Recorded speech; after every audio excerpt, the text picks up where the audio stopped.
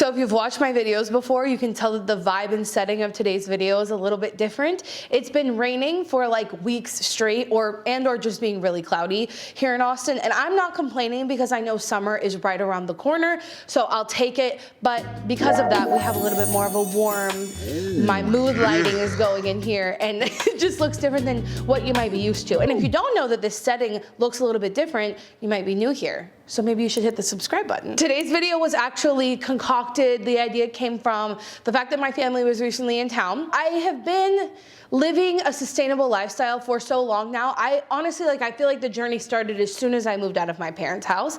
And so a lot of the things that I do feel so second nature, feel so normal to me now that they don't seem different until I'm around people who don't do those things, or especially if I'm in someone else's house and they don't do those things, I really realize, oh, I am doing all of these different things in my everyday life that are different to the average American, but I don't notice them. So I decided to make a video of things that I still do. I also think I will make a follow-up video of things I no longer do, things that I feel like didn't serve me, aren't worth my time. If you want to see that video, let me know. Also, let me know the things that you still do and the things that you've decided just aren't a priority for you, and that you're doing your best and advocating for the rest instead. Would love to hear from you in the comments. But without further ado, here are some of the things that I still do after nearly a decade of trying to live sustainably.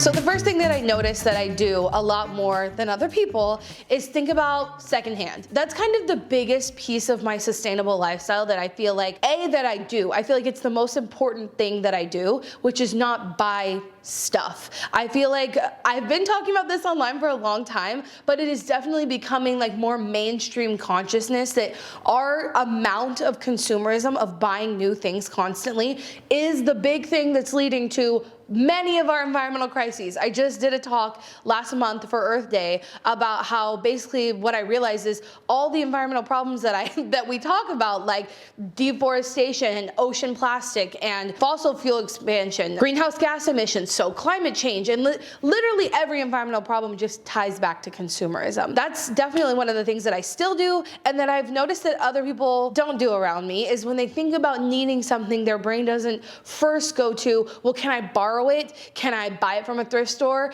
Can I find it on like Facebook from my neighbors? All that sort of thing. A lot of people don't think about that. So the first thing that I still do, and I think everybody should be doing, is thinking secondhand first, and also like tied into that is just like not consuming mindlessly. The second thing I do is I still choose plastic-free body care.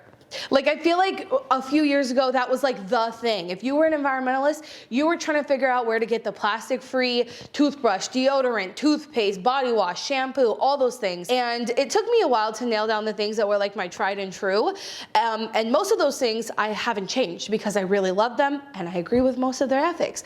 But my deodorant, I've talked about this a little bit. I have to switch it. If you want to hear a little bit more about why I had to switch it, I'll link it up here in this card. I really am sad that I am doing this, but also happy because I want to be using things that align with my values. So enter the chat, wild deodorant. Honestly, one of my biggest drivers back in the day when I was trying to look for a deodorant that I liked, that was plastic free and like aligned with everything else that I cared about, was that Madison, my partner, was like not willing to switch with me. It took forever to find one that she liked. She's a little more on the crunchy side, is that how we say it these days now? So now it's not so difficult for her, but back in the day it was hard. So this is the tube. It's completely reusable, refillable. This is what you're gonna be refilling. And then these are the little refills that are completely compostable, which we love to see. So you just push these little buttons, pop it out. And the other really good thing about this is the ingredients are all plant-based and there's no aluminum, parabens, or sulfates, which we love to see all of those things. Pop your refill in there, pop this back on top, and you have your deodorant. We love to see it. Okay, and it even has my name on it. How cute is that? And like the thing I think is really cool about this one is obviously its sustainability features, but also the way you twist it up and use it is like such a traditional deodorant. It doesn't change that experience, which I think is really great for almost everyone. Like everyone will love this. So those are all the boxes that I'm looking for something to check when I'm bringing it into my routine. And I still do that. I still look for things that are plastic free. In the case of deodorant, that is aluminum free. I look for everything to be vegan and cruelty free. Those things are important to me at all times. Bonus points for if a brand has a give back. That's really important to me. Another like obvious huge bonus point is that it works well, because some sustainable swaps, not so much. So yes, looking for all of those things back in the, I guess what we would call the beginning stages of my sustainable living journey was important, but all of those things are still important to me today. So if you want to check out Wild Deodorant, you can use the link at the top of my description and code Shelby20 for 20% off of your whole order. I love this. Another thing that is still really important to me is using my reusables. And I definitely know that during the pandemic, it was harder to use those, like rarely people were taking them. And so I feel like the zero waste and like sustainable reusable movement had this huge wave before the pandemic. And then the pandemic kind of really stunted that. And post-pandemic, I don't even see people who like are low-key my friends and low-key talk about sustainability. They'll show their daily like coffee if they're going out, and they're not even bringing their own cup, and it makes me really sad. It's still really important to me, and it's still really been like an ingrained habit in me to bring my reusables for things like coffee. I always have my reusables if I'm going out to eat to take home leftovers. I always have on me a reusable water bottle. It lives with me. If there's something I will give my mom credit for, it's that she always had a water cup on her, and so into my adulthood, it's been really easy for me to get enough water in every day, and that's something that like my health is grateful for. So I'm glad that I have that habit. And continuing on with reusables, when you replace single-use products with a reusable one that you can use for the rest of your life, and you stick with it, especially if you find it secondhand, that's gonna be the most sustainable thing. Using what you already have is the most sustainable thing. And then as you go, replacing your single-use items with reusable ones is a great thing to do. And it's something that I no longer have to do the replacing really, but I still use my reusables like my reusable period underwear. You can check the description box for all of the things I'm talking about today, but my reusable period routine is one of the most important routines that I have kept throughout the years. I've been using reusable period underwear for over 5 years, and it just has made my life so much more simple. And since I have been using reusable period underwear for 5 years, when I set out to create my own, I knew how to make one that was comfortable, the most comfortable ones I've ever tried. Yes, I'm wearing them right now. So that is still a routine that I have. It's still a reusable that I use, and I highly recommend as well. Along with the reusables, I don't use paper towels. Haven't bought paper towels for my house in so long. And I realized that because people will come here, people in my family and Madison's family, sometimes our friends, and ask for paper towels or napkins. And I'm like, that's really weird that you just asked me that, because I literally don't even think about them anymore. I think because when I was younger, my mom would have me set the table, and we would put out a paper towel for each plate, and I didn't want one, so I just wouldn't give myself one. And I think I just got in the habit of realizing like I actually don't really need this. Like there are very few foods that I eat that I need a napkin for. Let me know if you agree. And I'm a messy person, to be honest. It's hard for me to eat and not get something on my shirt. So it's not that I'm like the neatest person in the world, but I think I've formed that habit a long time ago, and I'm wondering if you feel the same. But anyway, yeah, that's something. I don't have paper towels. I definitely don't leave them on my counter so that they're easily accessible and like easy to form that like habit of just grabbing them anytime you need one. And keeping with the things that feel basic, like I'm thinking back to like pre-2020 and the things that were like standard, things that you had to do to be considered living sustainably. And even still now, when I mention the word sustainability, it is associated with this one thing, and it is recycling. So obviously I still am very meticulous about sorting out my recyclables and my compostables. I did a presentation for my neighborhood group a few weeks ago about how to recycle and compost in our neighborhood. So it has expanded beyond just me making sure I'm recycling properly, and I'm also a zero waste block leader here in Austin. So I advocate on a citywide basis, I advocate on a neighborhood basis, and I'm still doing those same things in my home. So that's kind of the mission that I'm on right now, is expanding my knowledge and things that I have been doing because I've been trying to live sustainably for so long. And making it more widespread. I could talk about that all day. Basically, the city says that like the thing we need the most is education around recycling, and they don't have ways to do that currently. And so the Zero Waste Block Leader program is there help there. We're just a bunch of volunteers that nerd out about sustainability. Again, could talk about that for days. I still do make sure that I compost every bit of thing that is compostable here and recycle every bit of thing that is recyclable here, because it's like the basics and it's really important. This is a little bit in contrast with the video that I will make with things that I no longer do. We'll talk about that later, but in contrast with something I no longer do, something I do and I'm still so passionate and excited about is transforming my lawn full of invasive species into a native wildlife habitat. And I am honestly so proud of the work that I am doing out there. Just the amount of biodiversity I have seen by 1 year. I started this transformation like maybe a few months more than a year, but really it's only been one seasonal year. And the difference I have seen. Birds are building nests in my front yard. I have seen butterflies come and lay their eggs and hatch new butterflies in my front yard. The amount of things I have seen change just by me doing this little project is incredible, and it is something that I think more people should be doing, and it is something that's still so important to me. As long as I've been trying to live sustainably, and as many like videos and things I've seen online like go viral talking about you should replace your lawn, I don't ever see people doing it and talking about it. And it is something that I am still so passionate about this many years into it, knowing how many different things I can do to help the planet. That is the thing that if I had to give up everything else, that is the thing I would keep. I'm gonna cry. Okay, I'm gonna stop talking about it. Woo! So the next 4 things are really important to me. And I would say that I'm not sure that I took advantage of them or really did them enough, like, again, pre-COVID. The perfectionist environmentalist in me at the time was like more concerned with making sure my routines were perfect than focusing on these things. But the first thing in this little section is hobbies. I think hobbies are so important, and it's actually really hard to explain in like a short bit because it's actually like really deep, meaningful stuff. Again, I might make a whole separate video about this, but I do think hobbies are like really important to keep you inspired as someone who cares about the environment.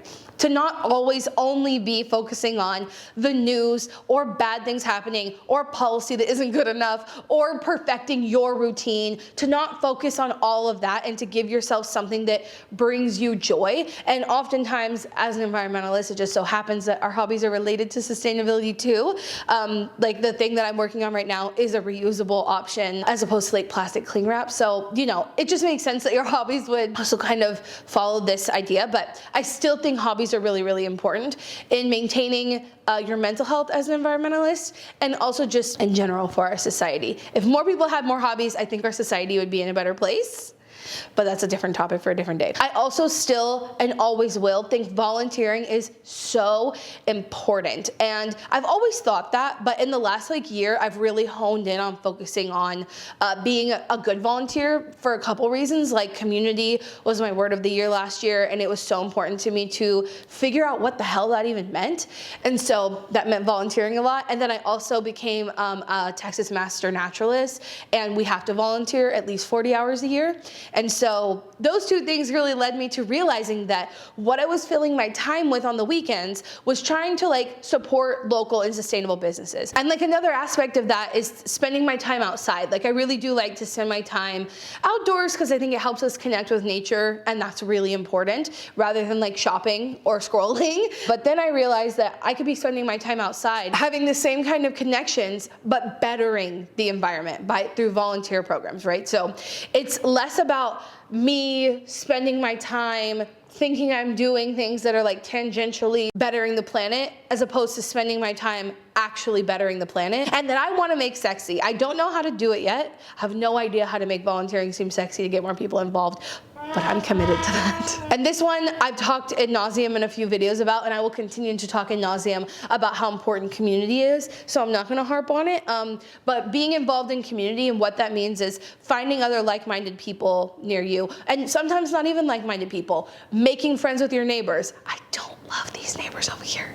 Okay, we disagree on quite a bit, and they could be doing better in a lot of areas. I don't agree with everybody on my neighborhood board. They're what you would call NIMBYs. I don't agree with all of them. But because community is so important to me, I maintain relationships with these people because it's really important to be connected, to have the same concerns, to be there for each other in times of need. Community is so important, and I still feel that. But yeah, it's still something I'm super passionate about when it comes to sustainability. And then related to that one, but it's kind of different, there are community activists and then there are political activists. In my mind, they are different, but both very important. And so another thing that I have always talked about is like contacting your representatives, contacting businesses. The other thing on here is staying involved in civic engagement, knowing what's going on at a city council level, knowing what's going on in your state's House of Representatives, also the ones in Washington, like staying involved in all those things, at least on a base level, because not everybody can be a political activist. And I'm not asking you to. I'm simply asking you to stay informed. And for me, that's as simple as following like a few Instagram accounts, being on a few newsletters. That's enough. I think if you like are on your representative's newsletter and you follow like a couple good local news sources, like Texas Monthly is really good here in Austin, KAB in Austin, they keep us informed on a lot of good stuff. Whoopsies, I meant to say KUT, but instead I said KAB. My head is always trying to keep Austin beautiful. Okay, this is kind of a weird one that I wrote down that I didn't used to think was like related totally to sustainability, but now I feel is like very related because I've been around people recently who are the opposite of me, and it's not having a TV. And it's not for the energy use of a TV, although when I was growing up, our TV was on 24/7, but not having one makes it a lot harder for me to just sit down and forget about all of this.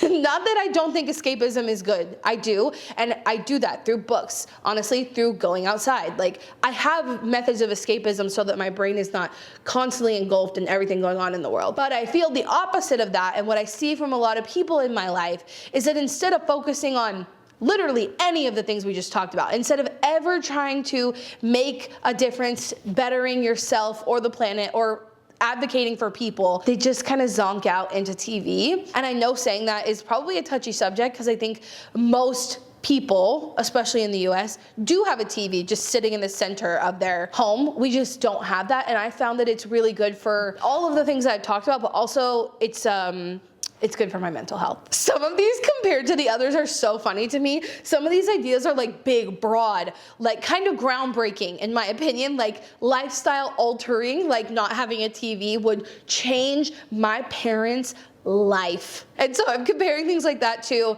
I still use a bamboo attachment for my electric toothbrush. These are two so different things, but I do still use a bamboo attachment for my electric toothbrush, and I just thought that I would put that in here because it is something that I still do. I also have solar panels. Yeah, I have solar panels on my house. We just passed a year. We do have to get our roof replaced because of a hailstorm, but the good news is we don't have to replace any of our solar panels because of the hailstorm. Just the roof. The solar panels, completely fine. The roof, not so much. I think renewables, not only are they the future, they're gonna be necessary because oil is a non-renewable resource. Natural gas is a non-renewable resource. I've had to explain this to my family recently and like, it's a whole thing. Anyway, I have solar panels. Oh my God, my Buy Nothing group. If you're not part of your Buy Nothing group yet, what are you doing? You're also probably new to the channel. If I haven't convinced you of anything on this channel, I should have convinced you to join your Buy Nothing group, okay? Just Google Buy Nothing group, and then you're gonna follow it to your state, to your town, to your area. It can get as specific to your neighborhood. Our Buy Nothing group is just our neighborhood. Anytime someone needs something from me or I need something from them, I know I've got less than like a 5-minute drive, a 10-minute bike ride, and it's amazing. It aligns so well with my values of wanting to know your neighbors, build community, not buy shit, make sure things don't go to the landfill. It's the perfect culmination of all of those things. So I still am a firm believer that Buy Nothing groups are are really, really important. Okay, this one took me a little bit longer, I feel like, to get behind because I had to learn the importance and beauty of delayed gratification, but it's the library. I still think that libraries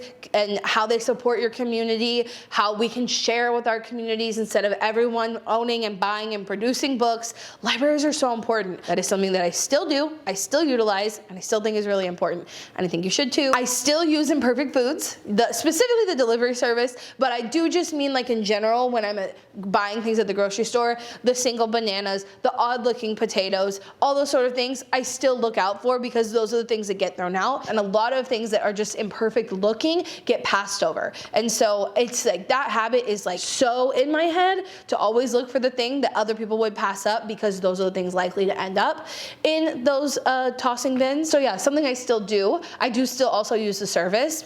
Love them, would never give them up. And I also do go to my farmer's market. This is the time of year when the farmer's market starts looking incredible. I got strawberries last weekend and I could die just thinking about how good they were. So I will be back this Sunday. Okay, this is relatively new. This is since I moved to Austin, but it has been a year and a half since I moved here. And we started biking when we moved here just with our regular bikes. And then we realized Austin's like actually a pretty bikeable city. We don't have the density down, okay? Yes, it takes me like 35 minutes to get downtown. So that's not, I think in a lot of places wouldn't be considered bikeable. But for me, because the bike lanes feel safe and they're accessible, I'm gonna call it bikeable. I'm gonna call it a bikeable city. And a 30-minute bike ride is pretty long when you're on just like a regular bike. But when you have an e-bike, my friend, it's life-changing. A hill, no problem. You're not even thinking about it. You're also going at like double the speed because of the e-bike. So I don't know how long it would take me to bike my regular bike downtown, but it takes us 30 minutes to get there on our e-bikes, and we love that. Another thing I still use, and a couple like newer things I've added, is smart tech. Like tech that's supposed to help with energy efficiency, like the thermostats, the light bulbs that turn off and on when you're in the room or not. These ones do that. These little balls up here, they sense motion if you're in the room and they'll come on. I hate to talk about this and I hate to think about it because summer is so depressing for me, but the summer is coming. And the couple sides of the house that you should look out for, your south and west facing side, if you have windows there, you want them to be closed during the heat of the day. If you can keep heat out of your house, you have to run your AC less. It's better for energy efficiency, yada, yada, yada. And so a couple smart devices that I bought recently are curtain closers, but not only can you set them up on timers, set them to sunset and sunrise, you can also set them to monitor the weather and open and close the windows accordingly. The smart thermostats have been a game changer for me in terms of our electricity bill, response demand, all those kind of programs, and I still use them. Okay, also put on here intentional travel. I think if you had followed me like 2021, maybe a little in 2022, maybe at the end of 2020 even, because we did our honeymoon all in a car because we didn't want to be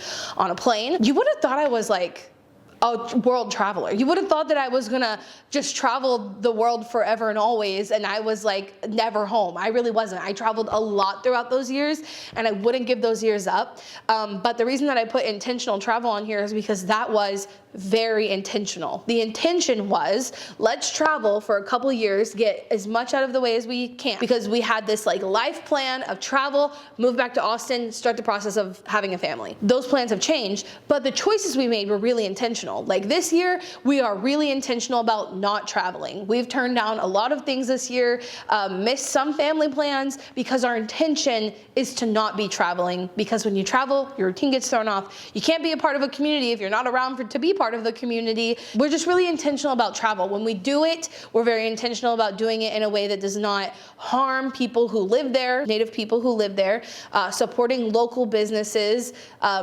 doing like eco-tourism, not just like exploitative things that some people travel for. Like the obvious ones are like SeaWorld and zoos, but we are very intentional when we travel, and that's something that I still think is really important and I will continue to do throughout my whole life. Those are the things I wrote down. I didn't want to like overthink this and rewatch all my old videos, although I'm sure there are still many other things that I've talked about in those videos and things that I still do that I don't realize that I'll probably think of right after we stop recording this. But I think I'm gonna make a second version of this that is things that I no longer do, because as I was making this list, I thought of some things that I would talk about that I don't do anymore. So if you want to see that video, let me know. Let me know any things you do and don't still do. And also still a huge thank you to Wild for sponsoring today's video. If you want to check them out, the code is at the top of the description. My code is 20% off with Shelby20. And I'm still really obsessed with the fact that they put my name on it. That's so cute. Well, thanks for watching, and remember, until next time, you cannot do all the good that the world needs, but the world needs all the good that you can do. Bye, guys.